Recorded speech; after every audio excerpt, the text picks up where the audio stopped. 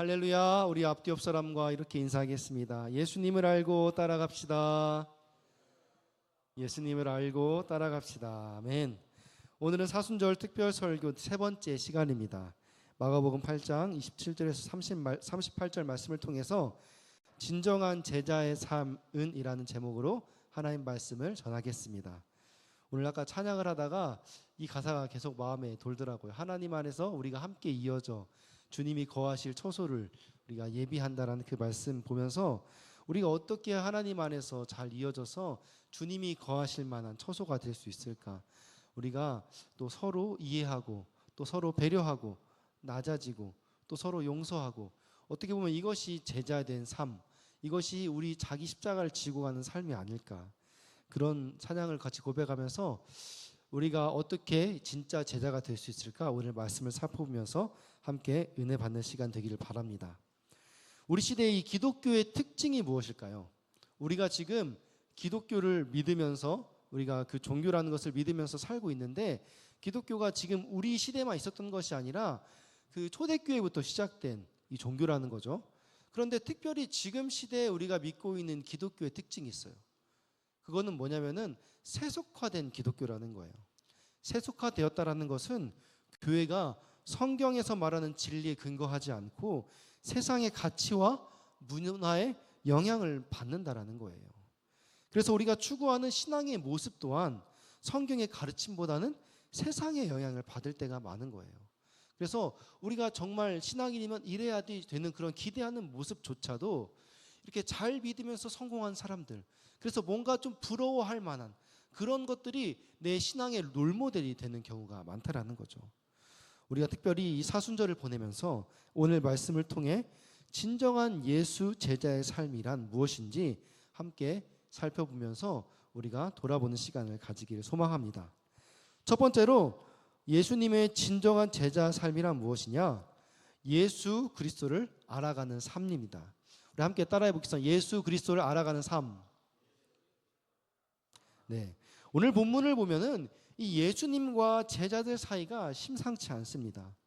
특별히 예수님과 베드로 사이가 그런데요. 지금 예수님과 베드로 사이에 언쟁이 벌어진 거예요. 먼저 베드로가 예수님을 꾸짖습니다.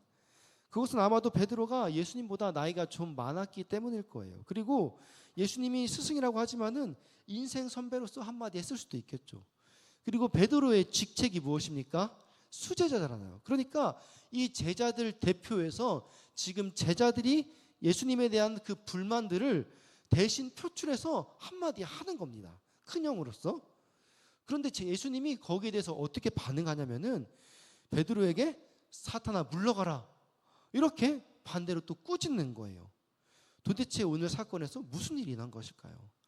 우리가 이 사건의 정황을 좀 알기 위해 오늘 본문을 좀 자세히 살펴보려고 합니다. 예수님께서 이제 이 십자가 고난을 지시기 위해서 예루살렘으로 가려는 그 길이었어요. 특별히 그 여정 가운데서는 이 북쪽 그 가이사랴 빌립보라는 지역을 거쳐서 이제 남쪽 예루살렘으로 내려오는 길이었어요. 그런데 그들이 가다가 지나가는 이 가이사랴 빌립보라는 지역은 굉장히 유명한 도시였습니다. 그 당시. 왜냐하면은 이 알렉산더가 이 도시를 점령한 후에 새롭게 재건하면서 거기에 판신을 섬기는 그 신전을 세우면서 거기를 파네아스라고 처음엔 불렀어요. 그런데 나중에 이제 그 로마 황제 아우구티스가 이 도시를 헤롯 대왕에게 물려주면서 이 헤롯 대왕이 거기를 대리석으로 신전을 더 아름답게 지었어요. 그리고 나서 이제 그 아들이 이제 그 이어서 분봉왕이 되면서 그 아들 헤롯 빌립이 이 성읍을 다시 황제에게 바치려고 확장 공사를 하면서 거기에다가 이것을 로마 황제 가이사에게 바친다 하면서 가이사란 이름과 또 자기 이름 빌립보를 넣어서 가이사랴 빌립보라고 이름을 지은 거죠. 그러니까 그 당시 황제와 그 지역의 분봉왕이 서로 하사하고 또 아들에게 물려주고 또 그 이름을 기리려고 재건하면서 확장하면서 막 신전을 지으면서 계속해서 그곳에 새로운 문물들이 들어왔던 그런 곳이라는 거예요. 아주 정치적 요충지인 거죠. 그런데 얼마나 여기에 신축 건물들이 많고 화려했겠습니까? 그런데 지금 그 예수님의 제자들이 그곳을 지나는 거예요. 대부분이 이 시골 갈릴리 출신인 이 예수님의 제자들에게는 이 가이사랴 빌립보가 얼마나 대단해 보였겠어요. 세상의 주인인 이 로마 황제 가이사와 그를 따르는 자들의 이 영화를 볼 수 있는 곳이 바로 이 가이사랴 빌립보였어요. 이런 곳을 지나면서 지금 하늘과 온 우주 만물의 주인이신 그 예수님께서 제자들에게 물어보는 거예요. 너희는 자신이 누구인지를 제자들에게 물어보는 거죠. 먼저 예수님은 사람들이 날 누구라고 하느냐라고 물어봅니다. 이 제자들이 뭐라고 말합니까? 세례 요한이라 하고 더러는 엘리야라, 더러는 선지자 중에 하나라 하니라. 이것은 당시에 굉장히 예수님을 높여서 부르는 거였어요. 단순히 그냥 랍비 정도가 아니라 하나님께서 이스라엘 백성들에게 약속하신 그 메시아를 예비하는 그런 인물로 지금 예수님을 묘사하고 있는 거예요. 당시에 그 예수님을 시기했던 사람들은 그냥 랍비 정도로만 생각했어요. 그냥 조금 더 똑똑한 사람, 조금 더 성경을 더 많이 아는 사람. 그런데 지금 제자들은 그 정도는 아니다. 예수님이 그것보다는 훨씬 더 높고 메시아를 예비하는 그런 분들, 세례 요한, 엘리야, 뭐 그런 사람들 정도 급으로 지금 예수님을 굉장히 높여서 부른 거예요. 그런데 그 다음에 예수님이 그러면 너희는 나를 누구라고 생각하느냐라고 물어보시는 거죠. 지금 예수님은 사람들의 반응도 궁금하지만 정말 궁금한 건 뭐냐? 정말 이 제자들이 나를 따르기로 지금 작정하고 모든 것들을 버려두고 왔는데 도대체 얘는 나를 뭐라고 지금 생각하면서 따르고 있는 것일까? 그것이 궁금했던 거죠. 이때 베드로가 주는 그리스도시니다 라고 고백합니다. 베드로의 이 대답은 예수님이 메시아를 예비하러 온 분이 아니라 바로 그 메시아 그분 자체입니다 라고 고백하는 거예요. 하나님께서 이스라엘 참된 구원을 가져다 주기 위해 보낸 분이, 우리가 기다리고 있는 그 분이 바로 당신이십니다 라고 고백하는 거예요. 이스라엘 백성들은 하나님이 약속하신 그 메시아가 오면은 이스라엘을 지배하고 억압했던 그런 그 모든 이방 세력들을 다 물리치고 이스라엘 백성들에게 진정한 평화를 가져다 줄 것으로 생각했어요. 하지만 제자들은 동시에 그 예수님께서 메시아로 이스라엘 왕으로 예루살렘에서 딱 등극할 때 자기들이 누리게 될 영화도 함께 생각을 했다라는 거예요.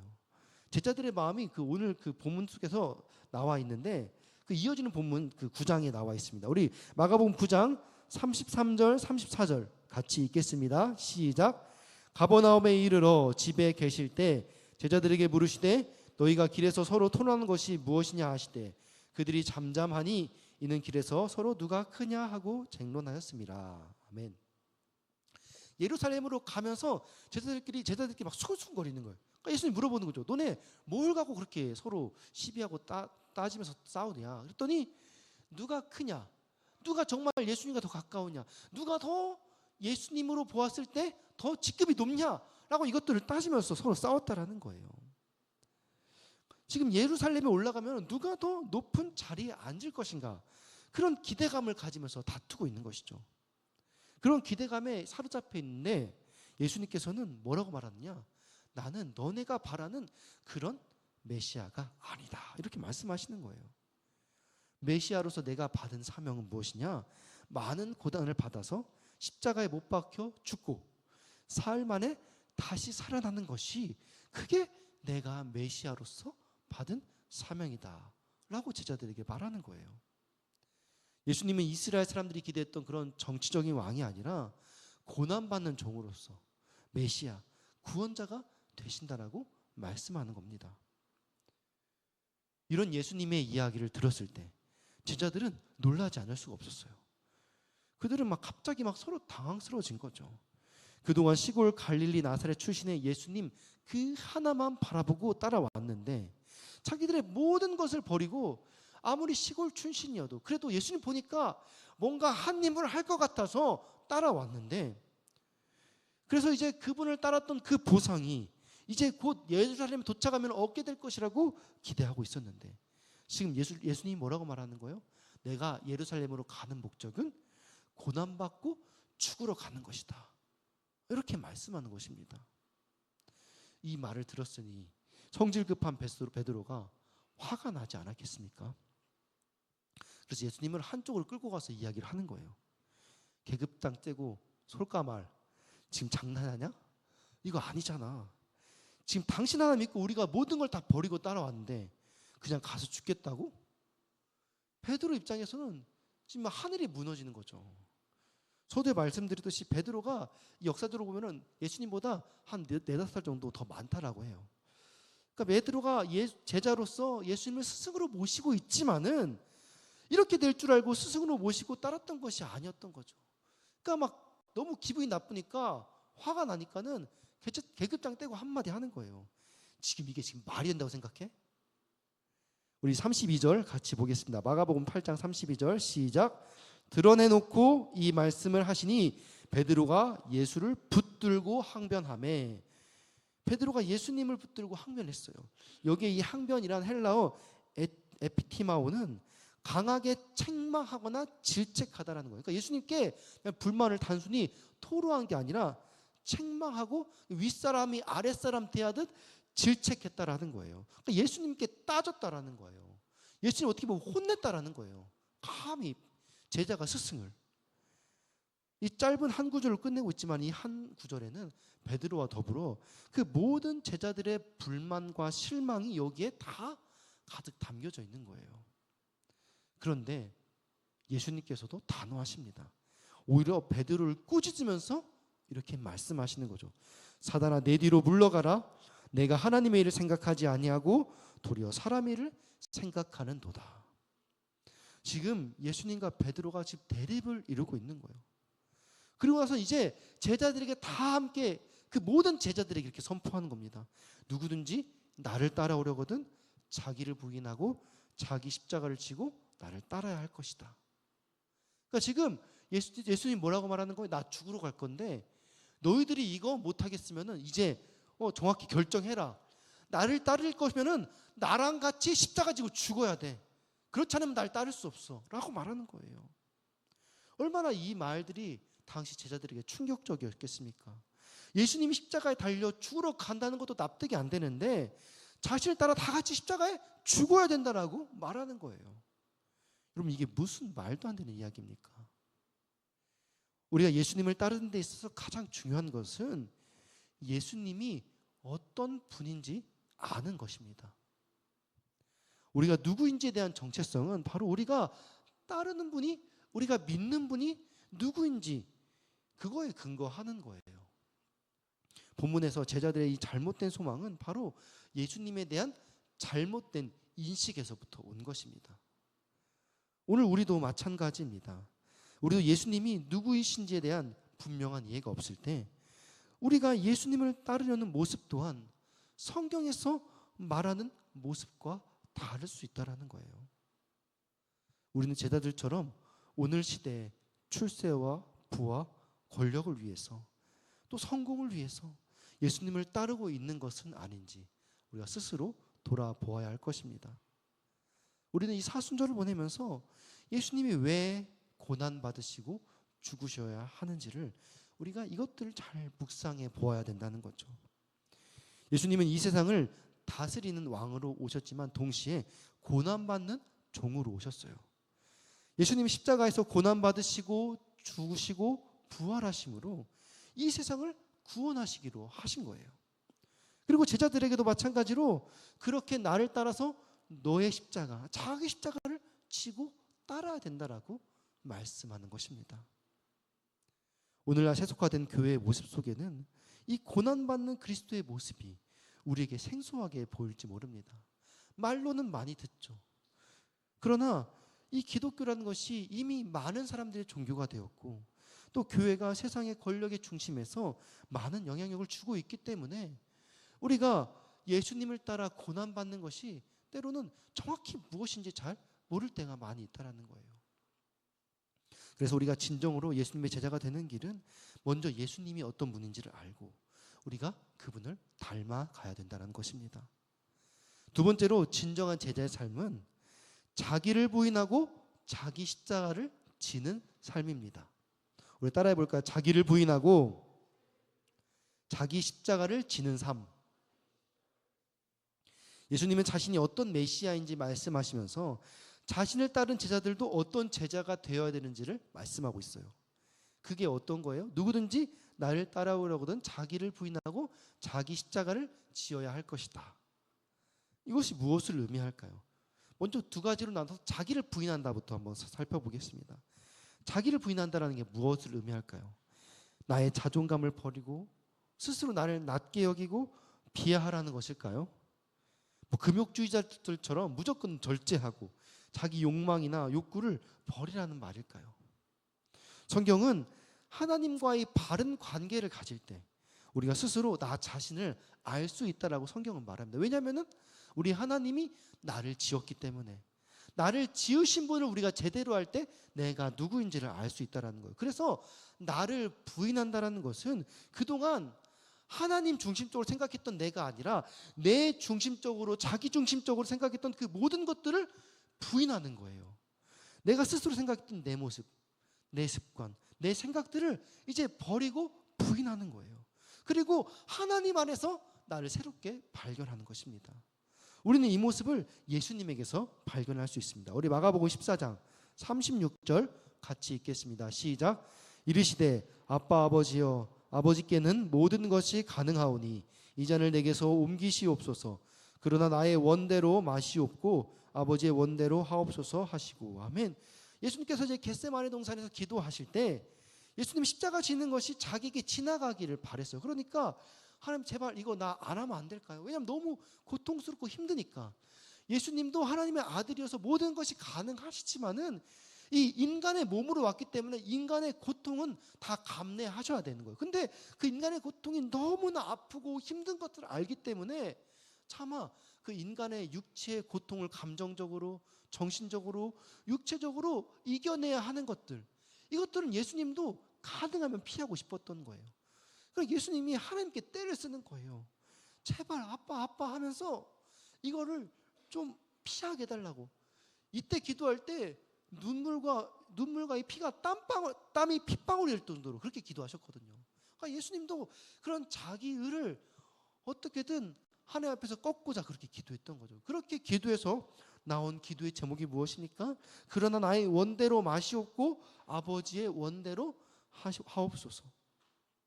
예수님께서는 자신의 뜻을 가지고 계셨지만 그 뜻을 따르지 않고 하나님의 뜻을 따르셨다는 겁니다. 그리고 예수님이 십자가를 지시고 우리의 생명을 구원하셨습니다.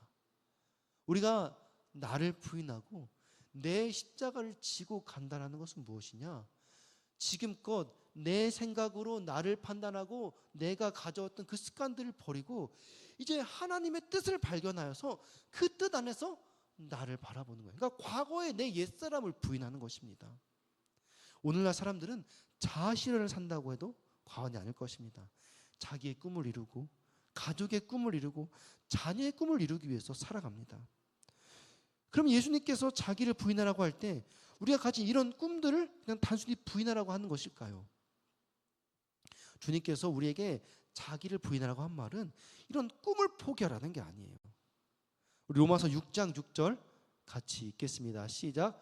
우리가 알거니와 우리의 옛사람이 예수와 함께 십자가에 못 박힌 것은 죄의 몸이 죽어 다시는 우리가 죄에게 동노릇하지 아니하려 함이니. 아멘. 바울은 우리의 옛사람이 십자가에 못 박힌 것이라고 말해요. 그러니까 즉 자기를 부인하는 것은 하나님을 부인하고 살던 그 옛사람, 주님과 관계없던 그 인생의 꿈, 비전, 목표, 주님을 믿기 전 우리의 그 옛 모습들을 부인하라는 거, 십자가에 못 박으라는 거예요. 그래서 자기를 부인하라는 것은 그동안 나 자신을 위해 살았던 삶, 거기서 이제 주님이 다스리시는 삶으로 돌아서는 것을 의미하는 것입니다. 그럼 자기 십자가를 진다는 것은 무엇일까요? 십자가를 진다는 것은 원래 그 유대인들의 상징이 아니었어요. 그것은 로마에 점령하에 있던 이 팔레스타인 지역에서 이 로마에 복종한다라는 것을 상징하는 것이 바로 이 십자가였어요. 십자가를 지고 이 도시를 지나 자기 처형 장소까지 가면서 이 사람들에게 보여지잖아요. 그러면서 이 십자가를 지고 가면서 내가 로마에 복종한다라는 것을 강제적으로 보여주는 거죠. 그러면서 일종의 구경거리가 되어버린 그 죄인을 연상시키도록 하는 것이 바로 이 십자가 처형의 의미였습니다. 그러므로 자기 십자가를 진다라는 것은 자신이 전에 반항했던 권위, 그 하나님으로부터 죄 때문에 멀어졌던 그 권위, 거기에 대해서 이제 내가 굴복하고 복종한다는 것을 공식적으로 입장하는 것이 바로 이 십자가의 의미입니다. 하나님의 뜻에 예수님께서 복종한다는 것은 그렇게 십자가를 피하고 싶었던 자기 의를 드러내지 않고 하나님의 요구에 마땅히 응한 것이에요. 마찬가지로 예수를 따르는 사람들은 예수님의 추종자로서 예수님과 같이 자기에게 무슨 일이 일어나든지 그 십자가를 지고 따라가겠다, 하나님의 권위에 복종하겠다, 그런 의미로 자기 십자가를 지는 것입니다. 물론 이것이 꼭 예수님처럼 우리가 십자가에 달려야 한다는 것은 아니겠죠. 그러나 예수님과 그 복음을 위하여서 하나님의 뜻이라고 한다라면 어떤 조건도 없이 하나님께 순종하며 그 결과를 받아들일 준비를 할 수 있는 것, 그것이 바로 자기 십자가를 지는 삶입니다. 오늘 예수님께서 자기 십자가를 지고 나를 따르라고 말씀하실 때 여러분에게 그것이 어떤 의미로 다가오시나요? 찬송가 중에 이런 찬양의 가사가 있죠. 존귀 영광 모든 권세 주님 홀로 받으소서, 멸시천대 십자가는 제가 지고 가오리다. 우리는 이런 찬양을 같이 고백할 때 우리에게 십자가는 늘 고난을 생각하게 합니다. 그래서 십자가는 마치 목회자나 선교사, 교회의 어떤 사역자들이나 지는 것이 평신도인 나에게는 해당되지 않는다라고 생각하는 거죠. 그래서 우리는 이런 말들을 굉장히 싫어해요. 교회에서 가끔씩 그것은 네가 지고 가야 할 십자가야, 하나님께서 너에게 맡겨주신 십자가의 사명이야, 그러니까 네가 지고 가야지. 고난의 복음은 없고 영광의 복음만 있는 지금 우리 시대에 십자가는 왠지 생소하고 무겁게 다가옵니다. 왜 내가 이런 십자가를 져야 하지? 내가 사역자도 아닌데, 내가 그렇게 혹시 거룩하게 살았나? 내가 너무 은혜를 많이 받은 건 아닌가? 왜 내가 이 십자가를 지어야 돼? 왜 내가 이 고난을 감당해야 돼? 이런 질문이 늘 있는 거죠, 우리 안에. 그러나 예수님께서는 이 십자가를 지는 삶이 제자의 삶이라고 말씀하십니다. 그런데 우리가 이 놓치고 있는 한 가지가 있어요. 이 십자가의 지를 지는 삶은 이 그리스도의 고난에 참여하는 것만이 전부가 아니라는 사실입니다. 중요한 것은 무엇이냐? 그리스도께서 십자가를 지심으로 이루신 그 그리스도의 구원 사역에 참여하는 삶이 바로 십자가를 지는 삶이라는 거예요. 나의 유익을 위해 살지 않고 하나님의 유익을 위해 살아가는 삶, 그것이 바로 십자가를 지는 삶이라는 거예요. 여러분, 하나님의 유익이 얼마나 스케일이 클까요? 그동안 나의 유익을 위해 살아갈 때는 나 한 사람만 잘 되기를 위해서 생각했는데, 이제 하나님의 유익을 위해 살아가니까 하나님이 살아가는 그 모든 영혼을 살리기 위해서 우리의 이 작은 삶이 사용된다는 것, 스케일이 완전히 다른 거죠. 그렇게 내 삶을 드리는 것이 얼마나 의미 있고 가치 있겠습니까? 그러니까 하나님과 동행하는 이 십자가의 삶에 기쁨과 자유와 평안함이 넘친다는 거예요. 여러분, 예를 들어 생각해 봅시다. 이전에는 월급쟁이로 살면서 내 유익만 생각했어요. 회사가 잘 되든 망하든 관심이 없었습니다. 그냥 그 회사가 나한테 월급만 따박따박 주면 됐어요. 그런데 내가 그 월급을 포기하고 이 회사의 이익을 위해서 사니까 회사가 나를 경영자로 함께 일하자고 초대한 것입니다. 그때부터 일하는 마음가짐이 달라지는 거죠. 회사를 위해서 내 월급을 내려놓습니다. 얼마를 주든 상관없어요. 내가 조금 적게 받더라도 회사가 잘 되길 바라면서 일하는 겁니다. 더 많은 사람들을 위해 더 큰 목적을 바라보면서 일하는 것입니다. 여러분, 자기 십자가를 지는 삶도 이와 같습니다. 나를 부인하고 나의 십자가를 지는 순간 예수님의 십자가로 이루신 그 구원 사역에 우리를 초대하는 것이에요. 이것이 바로 예수님을 따르는 진정한 제자의 삶이라는 것입니다. 마지막 세 번째로, 이 진정한 제자의 삶이란 목숨을 잃음으로 목숨을 얻는 삶입니다. 우리 따라해 볼까요? 목숨을 잃음으로 목숨을 얻는 삶. 자기를 부인하고 자기 십자가를 지고 예수를 따르는 삶은 어떻게 보면 세상의 가치로 보면은 너무 무익하고 연약해 보일 수 있습니다. 어찌 보면 인생의 걸림돌처럼 보일 수 있다는 거죠. 그런데 예수님은 이렇게 말씀하십니다. 우리 마가복음 8장 35절 말씀 시작. 누구든지 자기 목숨을 구원하고자 하면 잃을 것이요 누구든지 나와 복음을 위하여 자기 목숨을 잃으면 구원하리라. 아멘. 우리는 세상을 얻기 위해 자기 십자가를 지는 것이 아니죠. 우리는 우리가 자기를 부인하지 못하고 자기 십자가를 지지 않으면은 이 세상을 얻을지는 모르겠지만은 영원한 생명을 잃어버리게 되는 것일 수 있습니다. 그래서 본문 38절에서 또 이렇게 말씀하십니다. 같이 읽겠습니다. 시작. 누구든지 이 음란하고 죄 많은 세대에서 나와 내 말을 부끄러워하면 인자도 아버지의 영광으로 거룩한 천사들과 함께 올 때에 그 사람을 부끄러워하리라. 아멘. 지금 주님께서 뭐라고 말씀하십니까? 우리가 이 음란한 세대에서 예수님의 말을 부끄러워하면은 심판날에 하나님께서도 우리를 부끄러워하신다라고 말씀하는 겁니다. 예수님이 나와 내 말 곧 예수님과 예수님이 하는 말을 부끄러워한다는 것이 무엇일까요? 예수님이 지신 그 십자가, 우리에게도 그 십자가를 지고 따라오라는 예수님의 말씀, 그렇게 해야 우리가 예수님의 참된 제자가 될 수 있다라는 그 말씀을 우리가 부끄럽게 여기고, 이거 말도 안 돼, 꼭 내가 그 십자가 쳐야 돼?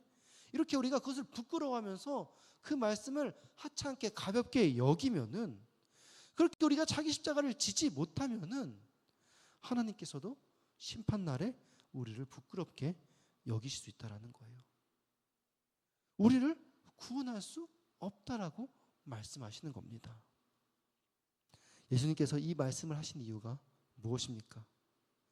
우리가 자기를 부인하고 십자가 지는 삶이 이 땅에서는 조금은 고통스럽고 세상에 버림받는 것처럼 보이지만, 주를 위해 헌신하며 십자가 지는 삶이야말로 우리가 영원한 삶에 이르는 가장 존귀하고 귀하고 아름답은 삶이라는 것을 우리에게 가르쳐주고 있는 것입니다.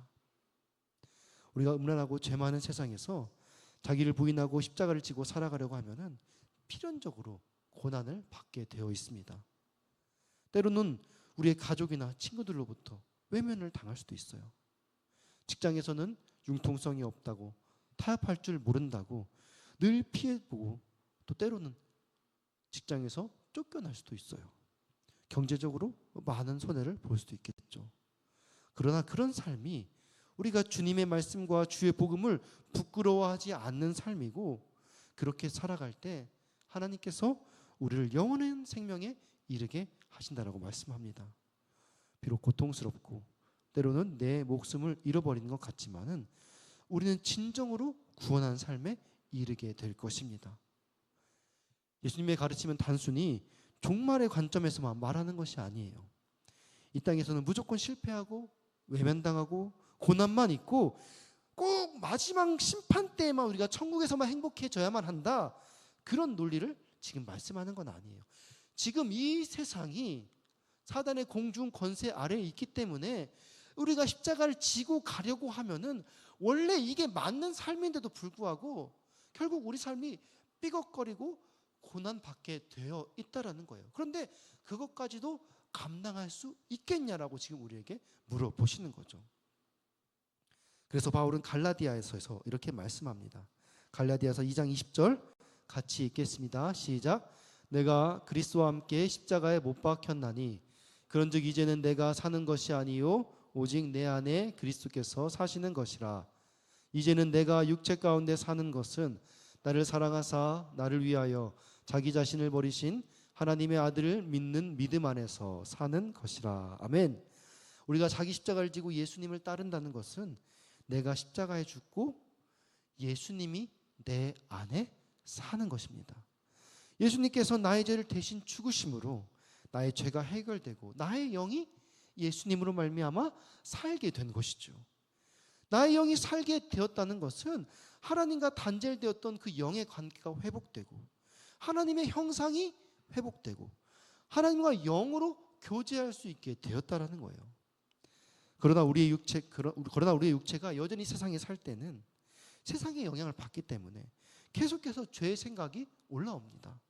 그때마다 내 안에 계신 성령님께서 나의 삶을 인도하셔서 하나님의 영과 교제하면서 하나님의 뜻을 이룰 수 있도록 내 육체를 죽이고 십자가에 못 박고 예수가 살 수 있도록 도와주신다라는 거예요. 그것이 바로 내가 죽고 내 안에 예수가 사는 삶입니다. 그래서 자기 십자가를 지는 것은 고난의 삶을 자처하는 것이 아니라 예수와 함께 새로운 삶을 시작하는 거예요. 내 육체를 매 십자가에 죽이고 새로운 영으로 살아나는 것. 그래서 이제는 내가 예전의 내가 아닌 그런 나의 삶이 된다라는 거죠. 그래서 내가 바라는 것도 달라지고 내 기쁨의 이유도 달라지고 내 습관도 내 체질도 성격도 취향도 다 달라지게 되는 거예요. 그런데 그것이 세상이 바라는 기준과는 많이 다를 수 있겠죠. 그래서 내가 새 생명을 얻게 되었다는 것은 고난의 삶으로 초대된 것이 아니라 완전히 다른 차원의 삶을 새롭게 시작하는 것입니다. 여러분, 그 맞물려 돌아가는 톱니바퀴 아시죠? 톱니바퀴에는 여러 개의 작은 톱니바퀴들이 물려 있습니다. 그런데 이 톱니바퀴가 지금까지 평생 잘못된 방향으로 거꾸로 돌고 있었어요. 그런데 이게 잘못됐다는 것을 이제 깨달았습니다. 그래서 톱니바퀴를 반대로 돌리려고 해요. 그러면 어떻게 해야 될까요? 가장 중심이 되는 큰 톱니바퀴부터 이제 반대로 돌려야겠죠. 반대로 돌리려고 하면은 힘을 주면 이게 잘 돌아갈까요? 톱니바퀴에는 그 모든 것이 다 지금 물려 있습니다. 그래서 하나를 거꾸로 돌리려고 하면은 그 모든 세팅들이 다 반대로 돌아가야 되겠죠. 그러니 힘이 엄청 많이 들 거고 한 번에 이게 잘 돌아가지 않을 거예요. 지금까지 평생 반대로 돌던 것들이 모두 한 번에 반대로 돌다 보면은 어긋나면서 톱니들이 삐걱거리기도 하고 또 어떤 것들은 엇나가기도 하고 고장나기도 하고 큰 상처도 생기고 아마 난리 불술 칠 겁니다. 그리고 그렇게 힘들어서 돌려놓았는데 이게 어느 정도 좀 돌아갔다고 해서 그걸 그냥 그대로 두면은 이게 그 방향으로 계속 돌아갈까요? 아니죠. 여전히 그 중에는 덜 돌아간 것들이 있고 자기 뜻대로 계속 반대로 여전히 돌고 있는 것들이 있을 거예요. 그 세팅이 완전히 맞춰지려면은 그 돌아가는 그 반대 방향으로 이게 제대로 여러 번 돌려주어서 이게 부드럽게 돌아갈 때까지 돌려주어야 되죠. 그리고 나서 이게 정착이 되었을 때 놓아주어야 그 톱니바퀴들이 모든 것들이 완벽하게 돌아가는 것입니다. 우리가 자기 십자가를 지고 예수님을 따르는 것도 마찬가지입니다. 우리가 예수님을 따라 새로운 삶을 살려고 할 때 우리 안에 고난이 오는 것은 과거에 묶였던 나의 삶의 패턴들이 역반응을 해서 거친 돌이 되고 삐걱거리고 엇나가면서 문제를 일으키기 때문입니다. 하나님과 더 멀어져 있던 만큼 문제들이 더 많이 보이게 되는 거죠. 그러나 우리가 주님을 따르려고 할 때 우리에게 오는 이 고난들에 기뻐할 수 있기 바랍니다. 그만큼 우리 삶이 더 주님께 다가가고 있다는 증거이기 때문이에요. 우리 삶이 더 새롭게 되어지고 있다는 좋은 신호라는 거죠. 오늘 말씀을 통해서 우리가 이 진정한 제자의 삶에 대해서 함께 나누었어요. 우린 먼저 우리가 따르기 원하는 그 예수님이 어떤 분인지 알아야 됩니다. 예수님은 우리의 성공을 위해 오시지 않았어요. 오히려 예수님이 이 땅에 십자가 지시기 위해서 고난받기 위해 오셨어요. 그리고 그 삶을 우리에게도 지금 초대하고 계십니다. 그래서 우리가 예수님 따라서 제자가 되려면은 자기를 부인하고 자기 십자가를 지고 가야 됩니다. 내 중심적으로 살았던 삶을 내려놓고 하나님 나라와 영광을 위해서 살아야 되는 거죠. 그런데 그렇게 사는 것이 꼭 고난을 자처하라고 하나님 일부러 고난에 있는 그 삶으로 우리를 밀어넣는 것이 아니에요. 하나님께서는 이 십자가 사명을 통해서 우리에게 더 나은 삶을 주시기 원한 것입니다. 이전에 죄로 단절되었던 하나님과의 관계를 회복하기를 원하신다라는 거죠. 그래서 하나님과의 형상을 회복하고 새로운 삶으로 우리를 초대하시는 겁니다. 우리가 새로운 삶으로 변화되면은 우리의 모든 생각과 가치가 변화되게 되죠. 그런데 너무 갑작스럽게 변하기 때문에 지금까지 살았던 과거의 내 삶과 충돌을 일으키게 되고 때론 그것이 고난처럼 느껴지고 삶의 어려움과 위기로 다가오게 되는 것입니다. 그러나 사실은 정말 더 큰 기쁨과 평안, 자유가 그 안에 있는 줄 믿습니다. 우리가 이 시간 예수의 길이라는 찬양을 함께 고백하면서 주님과 함께 이 거룩한 십자가의 길을 걸어가기를 원합니다. 찬양 가사를 보면은 안개 속에서 주님을 보내. 우리가 아직은 그 길의 끝이 정확히 보이지 않아도 주님을 바라볼 때 우리 삶에 참된 뜻을 발견하게 될 줄 믿습니다. 왜냐하면 예수님만이 우리의 진정한 길이요, 생명이요, 진리이기 때문입니다. 우리가 예수의 길, 그 좁은 길을 걷는 것이 쉽지는 않지만은 주님이 함께 하시면은 두렵지 않습니다. 우리가 이 시간 그 새로운 삶에 함께 동참하기를 소망하면서 다 함께 일어나셔서 우리 예수의 길 찬양하시면서 봉헌하시겠습니다.